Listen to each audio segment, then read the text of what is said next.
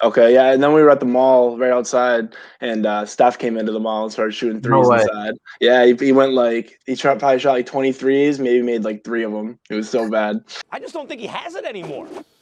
Melo's the role he didn't want in Oklahoma.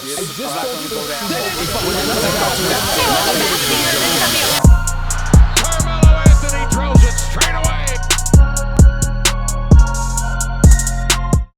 What's going on, everybody? Welcome back to another episode of Control the Narrative, episode 60. We're almost at Melo's 62 points. And we're Control the Narrative, a podcast where we control the narrative that the media creates. If you're new around here, subscribe to catch our weekly podcast on YouTube, Apple Podcasts, Spotify, all that shit. And if you're local around here, we appreciate your attention as always. And we have something really, really special in the making for all of you who have been following us, whether it's since day one or whether it's from 2 weeks ago. So stay tuned for that on our Instagram and Twitter at CTRL Narrative, where we will announce that. We have a podcast that's been long overdue. I'm going to bring on my guy, Adam. Adam, what's going on, bro? What's going on, Steve? What's going on, my guy? Not much, man. Appreciate you taking some time out of your day to come on and talk some Carmelo, All-Star break and the Blazers. So appreciate that. Let's just get right into it. Usually with a first-time guest, we ask them to give a little bit of their fanhood background, like how'd you start liking basketball? So give us like 60 seconds of that, and then give us like another minute or two of what you think the most underrated Melo moment or game is, and why. Yeah, what got me into basketball? I was never into basketball at first. I was a grown-up hockey family.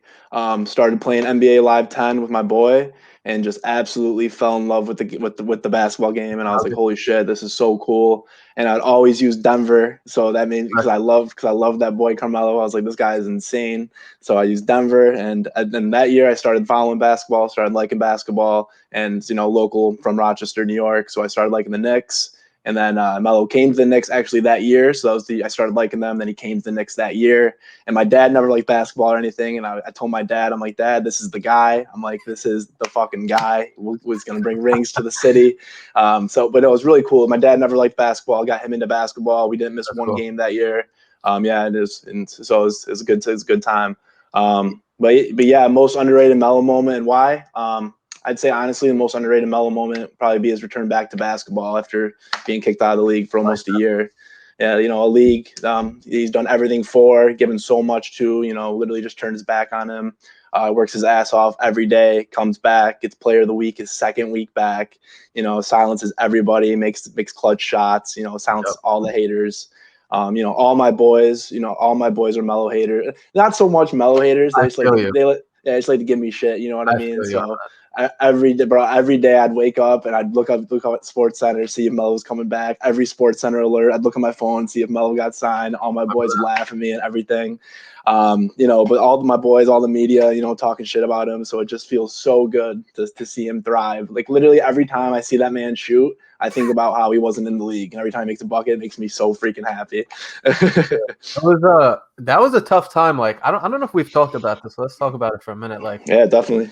As Melo fans, and I think Manny, if you're listening, watching, shout out Manny, spoke on a little bit, but that time where he wasn't in the league, and like as Melo fans, we still knew what he could do because again, it was a fucking 10-game trial that they had in Houston with him, and like he had that game, he scored 28 in Brooklyn on 12 shots, 9 of 12. Wait, nope. 9 of 12 from three? No, I couldn't have it. 9 of 12 from the field. 6 and 9 from 3. 9? Is that what it was? Yeah. All right. Yeah, it was 9 of 12 from the field. Gotcha. Yeah, 29 points. Like we saw that and we're like, dude, like we know this guy can still play. So, just knowing that, hearing shit, like I'm like you, it sounds like our friends and all that shit are very similar and just like, oh, you really like Melo? Like, all right, yo, he sucks. And like, yo, no, Melo's good. Yeah. Like just going against that, then not having anything to back it up where, all right, yo, did you see his game last night? Like, no, he was out of the league for 12 months. And then when he came back, obviously it felt so fucking good for him to come back and be in fucking basketball. But for us fans, it was like, damn, like we were right. I say this all the time. We were on the right side of history. Hell yeah. I like that. his first game back. He didn't play well. I think he went like 4 for 14 or some shit. But yeah, 10 points, Bucks. yeah, I remember but, I was pulling my head out. I was so stressed. Oh no, it wasn't the Bucks. It was Pelicans. in New Orleans, Second game was the Bucks. Yeah, in yeah. New Orleans, and yeah, I mean he obviously won Play of the Week 2 weeks in, so Yeah. good shit. I like that one. Let's go on. All right, let's fast forward to 2021 now. It's All-Star break. We'll get into the All-Star game and shit like that. We'll touch on a little bit. But the Blazers, so last episode we kind of recapped the first half. We're like, oh, yo, this is what we thought of it. Now let's talk about the second half. So in your opinion, the Blazers will be a legitimate contender if they blank. Like, what do they need to do in the second half to really compete in the West? Because they're the 5th seed, I think, right now. But obviously they have some guys coming back. So what do you think they need to do to really have a chance to win a championship this year? Yeah, I mean, I said it last year. I said they have to get healthy. But I think they have to get healthy before the playoffs start. They got to get that team chemistry going. I think it goes without saying the talent's there. I really believe that. But it just seems this team's really cursed with injuries. Hopefully they can get healthy by playoff time. Like I said, even a little bit before, get some reps in together, and get ready for a deep run. But I feel like if that can happen, then I feel like definitely the talent's there. They can definitely get that done. So you think it's strictly just health? I mean, yeah. I mean, I think they got the pieces. I think also Stott's he's gotta play it right. I like Trent a lot. I feel like he shoots a lot. Shoots every time he gets the ball, but I do like him. He's young, and like you said the other day, I think it was the last game before the All-Star break. You said Canner would open up a whole new side of his game if he just he knew how to pass it when he has 3 guys. And I literally say that every single play. Like then you said it, and I was like, dude, I have to watch a game with Steve. Every single time he drives into the paint, or like it's a pick and roll, whatever, there's always a dude, whether it's Derrick Jones, Covington, Melo, whoever the fuck in the corner, like wide open, and that offense with him passing would be scary.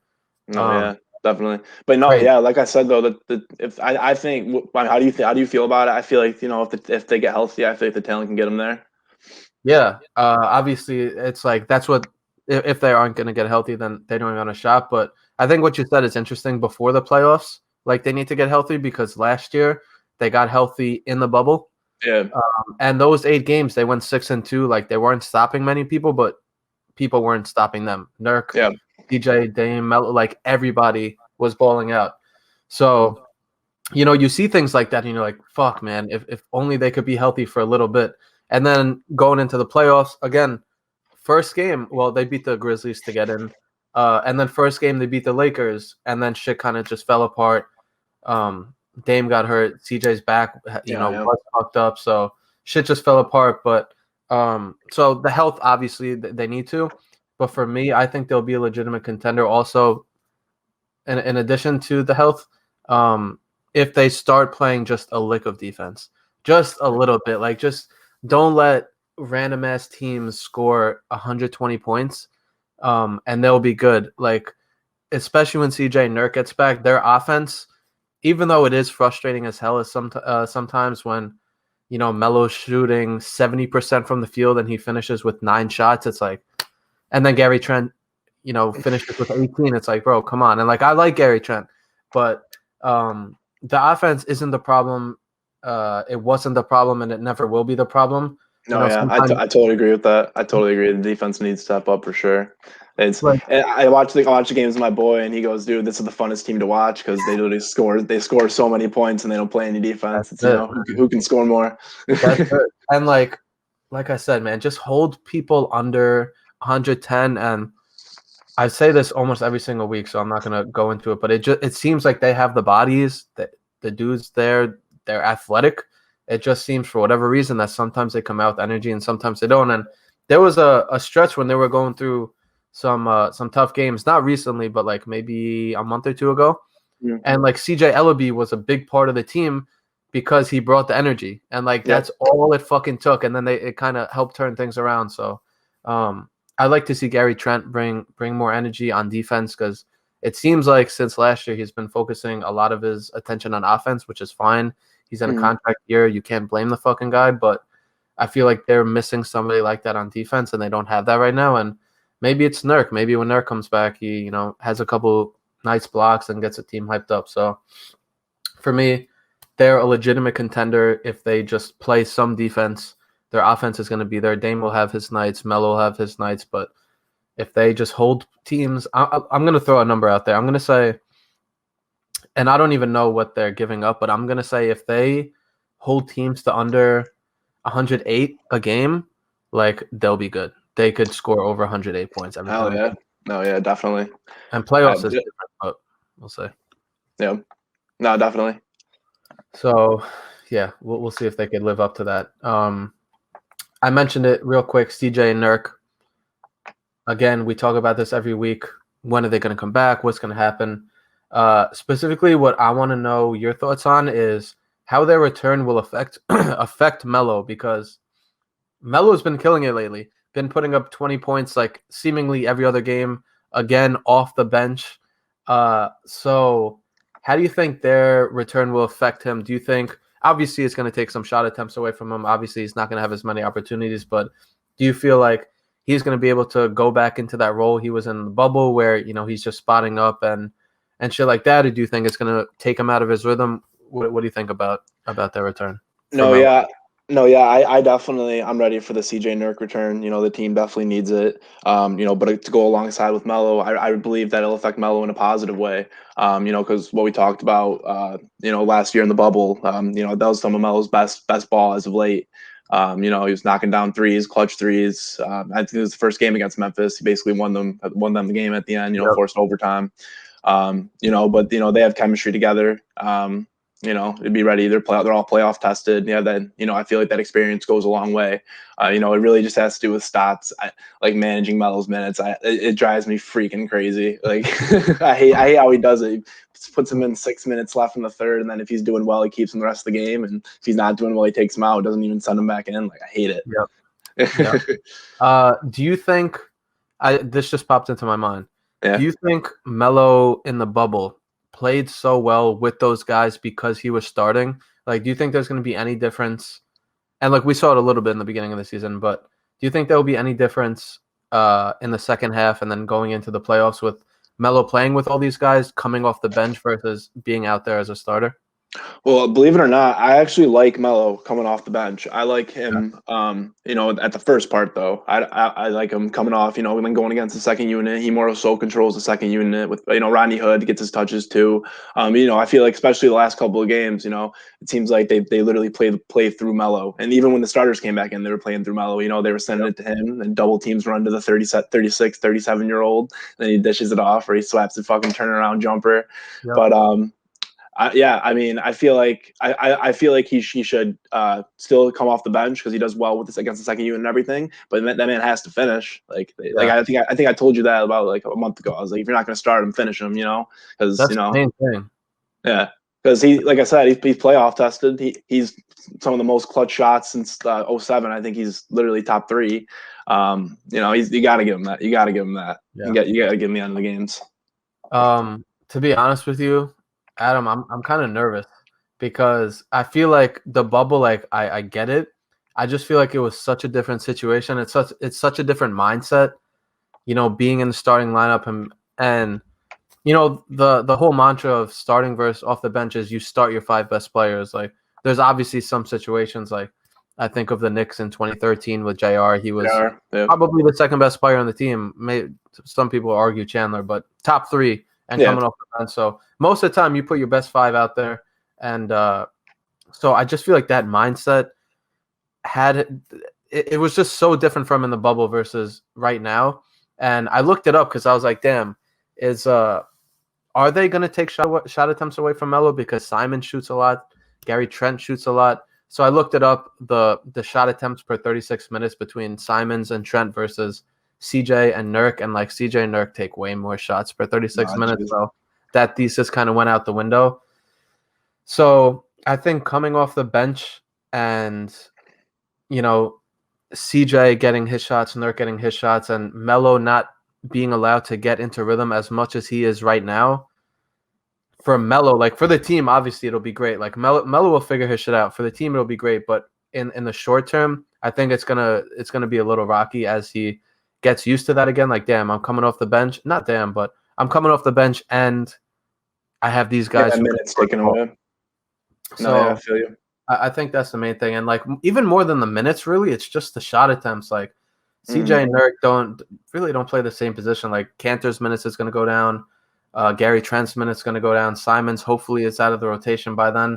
But yeah, I just think in the short term, I'm concerned.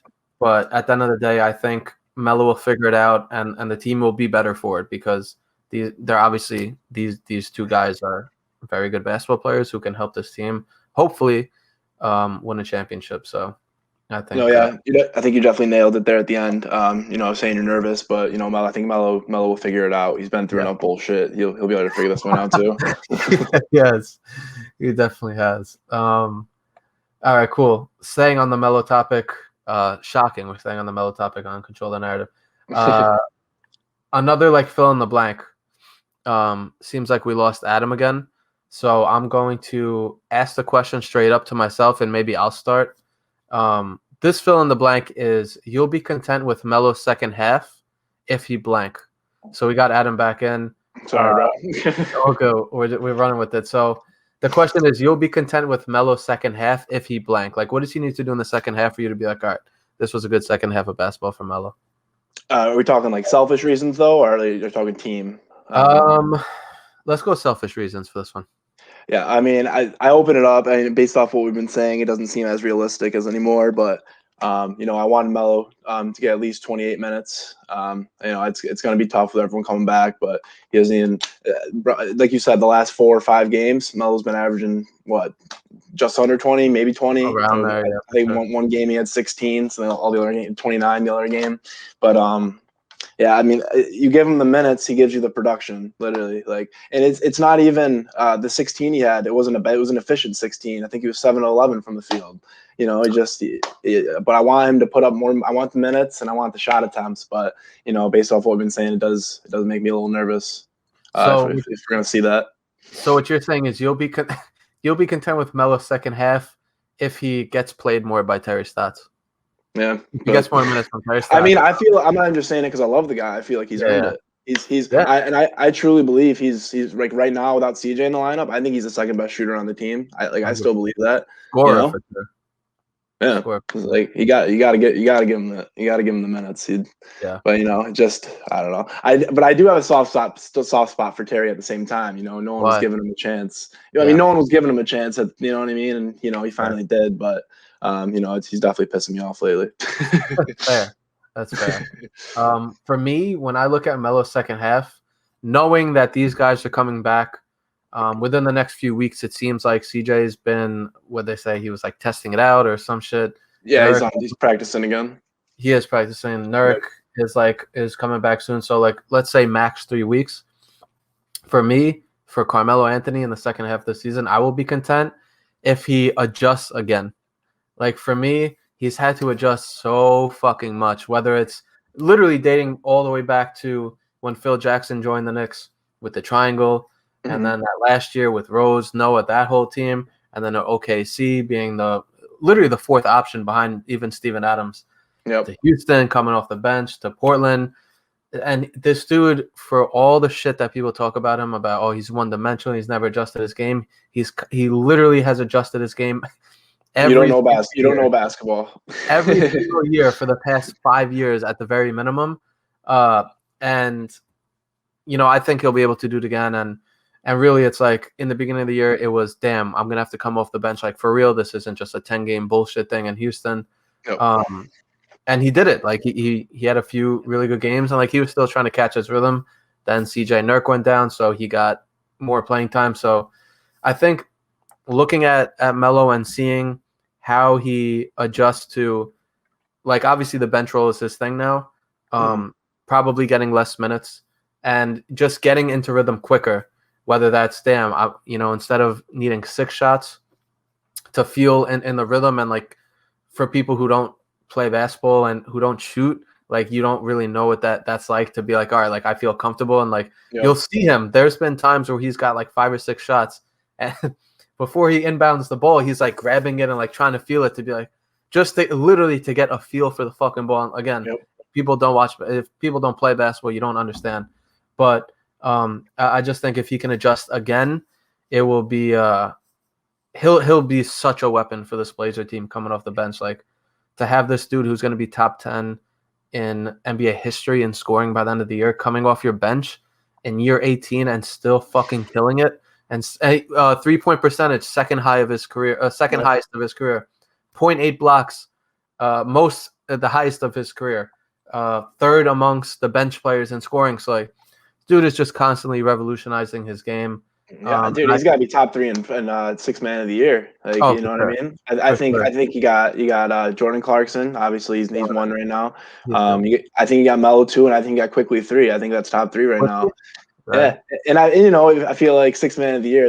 That's the ultimate award. That means you can play on any team. And they tried to say this man doesn't belong anywhere. So it's just great point. It's great. It's a great feeling.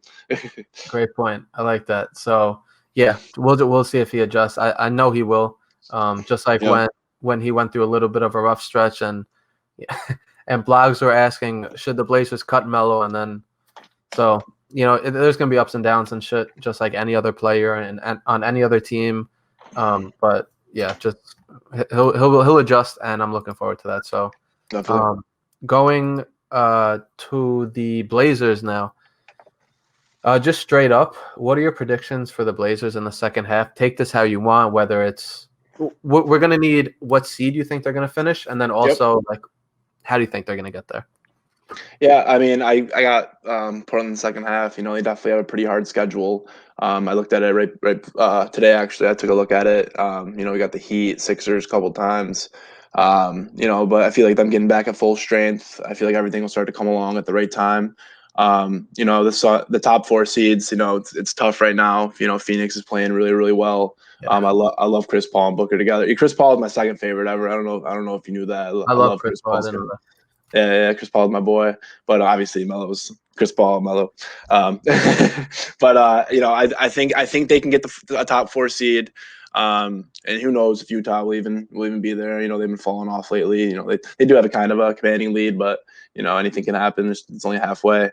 But I think top 4 is realistic. If not 4, definitely 5th seed. I want that 4th seed though. I want to control the playoff, control the first round. See the Lakers as late as we can. But I think top 5 for sure. All right, so we're gonna need 1 seed out of you, Adam, just so we can look back at this in 5 months and be like, "Damn, he was right." If 4, you're going with, or 5? I'll take 4. I think they can. 4. I think they can do better than the Suns. All right, I have similar thinking to you because right now they're 5, and like the West is very close. Like they're 4 games. Sorry, they're 5.5. The Nuggets are right behind them at 6. Then the Spurs are 7, Mavericks 8, Warriors 8.5, Grizzlies 9. So they are, and this is a lot. They are 3.5 behind, in front of the 10th seed, which it's really not that much. Like you can go on a 5-game losing streak, and shit just spirals out of control. So, but in the same token, they're 3 games away from the 2 seed. Yeah. So everything is so tight in the West. There's a lot of fucking good teams. The Warriors have started picking it up lately.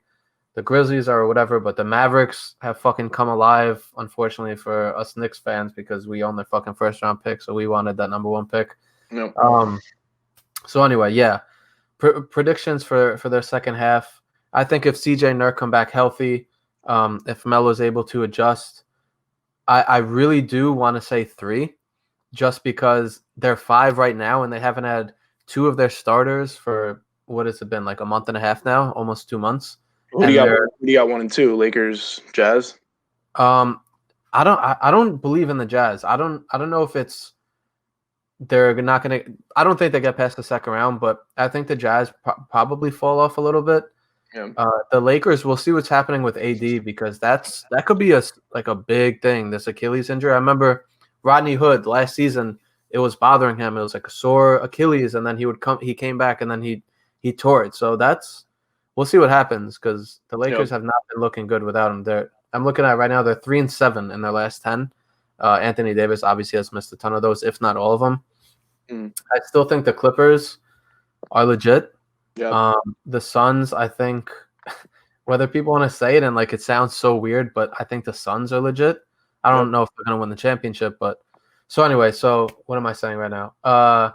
Jazz, I think will fall off a little. They're 2.5 up on the second seed, which it's not commanding, but it's like a decent amount going into the All-Star break.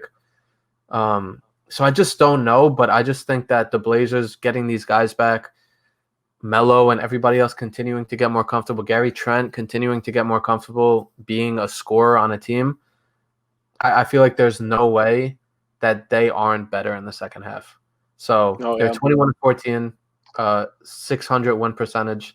I think that goes up, and I feel like everything else kind of shakes out and plays out, and I think they get 3. Hopefully, that's like my hope, but I'm also guessing that. No, yeah, I can definitely see them passing up the Lakers too. With the Davis injury and everything, no one knows if he's healthy. I could see them passing up the Lakers as well. Yeah, but in Utah as well, who knows how strong they're gonna be? They freaking blew a 3-1 lead last year. And like the LeBron and the Lakers, they're not gonna give a fuck about the regular season because they're almost at this stage. I feel like where they don't give a fuck where they are as long as they get in. Yep. So I just feel like that's fucking LeBron. I got my LeBron t-shirt on today for everybody watching on YouTube, the fuck LeBron t-shirt. Caused a little bit of a stir yesterday. So yeah, I'm going to go 3, but I'm not mad at 4 or 5. I could definitely see that as well. Yep. All right, speaking of LeBron and fuck LeBron, All-Star weekend was this past weekend. It wasn't even a weekend. It was literally just a night. I usually go every fucking year. It's like one of my vacations nice. every year. And this year, obviously, they didn't have a weekend. It was just one night in Atlanta. It was supposed to be in Indianapolis in February. It's March now. So anyway, what I want to know, you watched All-Star last night? The whole thing? Watched the whole thing, yeah.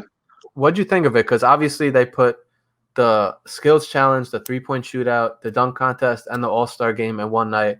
What'd you think of it as a whole? Did you think they did a good job? Do you have any thoughts on, damn, this guy got robbed in the dunk contest? Yo, this All-Star game sucked. Like, just what are your total thoughts on last night? I mean, I feel like the All-Star game last year is just untouched. That was one of the best All-Star games ever, and it was right before COVID too. So you can't miss that. Yeah. But I don't know. I feel like they definitely need a 4-point line, with Steph and Dame just freaking launching it. Just for the All-Star game though, I feel like that'd be really cool too. Adding a 4-point line, make it a little more. Yeah, make it a little more fun to watch too. Because these guys, literally, there was almost more I think there was more threes taken than there was dunks attempted, which is yeah. I think that Shannon said it on Undisputed this morning, which is actually insane. You know what I mean? That's just for an All-Star game, that's just crazy. But it seemed like Steph didn't really even wasn't really trying in that 3-point contest. Steph's just unreal. He's lost the last couple years, so he was due for one finally. Yeah. Yeah, but LeBron barely even touched the court yesterday. Just felt like he was better than everyone else. I'm not the only one, yeah. Yeah. What do you think of the dunk contest? Because that had a lot of people talking. I mean, I feel like Toppin should have had it. I was happy though. If it's on free or Toppin, either one of our boys had it. Yeah. What were you thinking about it? You think he got robbed or? I don't want to say he got robbed because his last dunk wasn't that great. Yeah, that was my process on it. But like Obi had the best dunk. His first dunk was the best dunk and for people who don't watch it, I'm sure everybody who's listening or watching this watched that, but they only had 3 dunkers. But yeah, like Obi's first dunk was the best one. He should have saved that shit for the end, and I think he definitely would have won. 3-point shootout, unbelievable. That dude Curry is just fucking like it's crazy when what did they say? He won 2 out of 5 3-point shootout, or he's 2 and 5 in shootouts. Do you know? No, I'm not sure. One or the other. And I was like, one or the other. How the fuck has he not won every single shootout since like 8th grade? I have no idea. Yeah. I remember Joe Ingles 2 years ago stole from him right at the end. That was crazy. Oh no, not Joe Ingles. My fault. I'm drawing a blank right now. The guy for Brooklyn. The shooter. Oh, Joe Harris. Joe That was- Harris. Yeah, sorry. right. Joe Harris. That Yeah, was yeah, Charlotte. That was 2018. yeah. 19. You were there. You were there for that. You said you've been to almost all of them. That one I didn't go to like the event, but like I'm always in the city watching it somewhere. So Yeah. I remember that though. I remember Joe Harris. That was in Yeah. Charlotte. What year I was at the one in Toronto. Melo was in that one. I think 2015, 2016. Okay, yeah, and then we were at the mall right outside, and Steph came into the mall and started shooting No threes way. inside. Yeah, he went like probably shot like 23s, maybe made like 3 of them. It was so bad. Do you remember how cold it was that weekend in Toronto? Oh yeah. I still have this jacket. I bought this like $150 jacket, like covers your whole body. Still have it. That was probably the coldest I've ever been in my life. That was crazy. Yeah, so the All-Star game, Dame and Curry fucking killed it. Like that was so much fun watching those guys. It wasn't as competitive because Embiid and Simmons, fuck Simmons, but Embiid had COVID tracing or some shit, so he couldn't play in the game. Team Durant was not even half as good as Team LeBron, in my opinion, and a lot of people's opinion. But I still, the reason I put this down was because there was a lot of people I saw saying shit about it and be like, yo, this is off. Why are they doing this? All this COVID is dangerous. But I like actually think that they killed it. Like the NBA did a hell of a job combining all this in one night and not risking everything, 2 nights, this and like making him like way more complicated than it was. Obviously, it shouldn't be like this moving forward because like the All-Star Saturday night is mad fun and then the All-Star game is mad fun too. But I think the NBA did a hell of a job just setting everything up, putting all the players in the bubbles, getting these events, like everything flowed pretty smoothly and shit. So I liked it, and I just wanted to get another opinion on whether you liked it too, if you thought it was like, because a lot of people are saying it was forced, and like that's fair, but it didn't feel it. Is what I'm trying to say. No, yeah, definitely. I feel like they did a great job as well. Obviously the players being mad about it before, I felt like maybe come tip off, literally just don't play at all, just walk off the court, make a stand for themselves. LeBron did. Yeah, basically. But I think they did a great job, especially for like you said, hey, put it all in one day. I think they did a great job. Yeah, sure. I agree. All right, Adam. We came to the end of this podcast, but before we let you go, we always allow our guests to control a narrative. Doesn't have to be Melo related. Doesn't have to be basketball related. Doesn't have to be sports related. So I'm going to give you the floor and let you control a narrative. Okay. It's going to be Melo related. I'm on the show. That's my guy. I got to talk about him. Narrative want to control, obviously Melo silenced so many doubters, and haters, proving everyone wrong. I just want him to not be slept on anymore for his defense. We mentioned it earlier. 0.8 for blocks, 0.9 for steals. The other game, 2 games ago, he had 5 steals in 1 game. A couple of games ago, he had the game-winning defensive play. I remember they put him in at the end, and I forget who that was against. But I feel like before, obviously, his time in New York and Denver, he didn't try as much on defense, but he was basically the only weapon, especially in New York, the only offensive weapon. You needed him on that side of the ball. So take a little bit off on defense. Makes a lot of sense. But with him working hard now, and everything was taken away from him, he's really showing how hard he can work on D. So that narrative behind Melo doesn't play D, he's just one-dimensional. I think that's been put to rest the last year and a half. So that feels good. Respect. And like literally just the block. The craziest thing about the blocks, the 0.8 blocks a game, is he's doing this off the bench in limited minutes. Like, that too. This isn't per 36 minutes. Like sometimes I do just to be fair, because he's not like this was he's averaging more blocks this season than he has ever in his career, and he's coming off the bench and he's playing the least amount of minutes. So that tells you that he's focusing more on that end. And I also think that this passed through my mind before, I didn't say it, but the bubble last year, he was one of the best defenders on the team. Oh yeah, definitely. And I think when CJ Nurk get back, who knows if Melo's gonna focus more on defense, even more when they get back. But like I'd like to see him get back to the bubble level, and he's been solid this year. But like nobody really on the Blazers this entire season has been like a really good defender, which is why maybe they're not as good as their record isn't as good as they should be. But I think that's something like if we thought he was good in this first half, hopefully in the second half and going into the playoffs and all that shit, when they take a little bit off of him offensively and be like, yo, Melo, we need you to guard Anthony Davis tonight or whatever, because he was guarding Anthony Davis in the playoffs and he was doing better than Wenyen Gabriel. Nurkic was getting fucked up by Anthony Davis in the playoffs and all these dudes. And Melo played the best defense. Like, it sounds funny when I'm saying it, but like, no, we need to put Melo on Anthony Davis. But yeah, Melo on LeBron too. Melo played the best offense in some of the games too. With Dame out too, especially Game 5. Melo was literally going off. But no, yeah. Shit, what was I just gonna say? No, yeah, but I don't know. Just everyone. I totally agree. I feel like his defense will definitely step up. What do you think the starting lineup's going to be when everyone's healthy? Obviously, we got CJ, Dame, Nurk. What do you think the other two are going to be? Covington. I think it's going to be what it was when they started. I think it's going to be Derrick Jones and Covington. Yeah. It's like they've played well. It's not like they've played amazing where they're like, yo, we need to stick with this. So I think that they go back to the opening day lineup.